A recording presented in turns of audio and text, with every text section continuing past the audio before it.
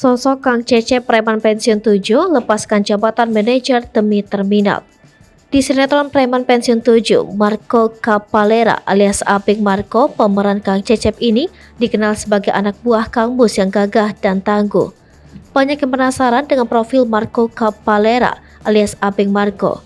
Berikut profil Marco Capalera alias Aping Marco, pemeran Kang Cecep di sinetron Preman Pensiun 7. Marco alias Aping Marco merupakan pria kelahiran Garut 6 Oktober 1983 yang dikenal sebagai penggemar olahraga ekstrim seperti skateboard, hiking, hingga off-road.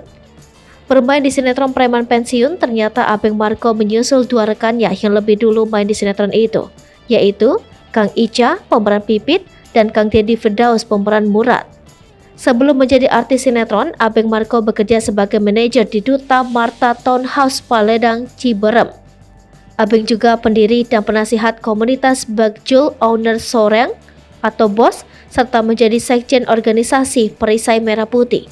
Selain akting, Aping juga mengaku suka main band. Ia pernah memiliki band genre underground. Uniknya lagi, Aping Marco mengaku sebelumnya tak memiliki pengalaman berakting.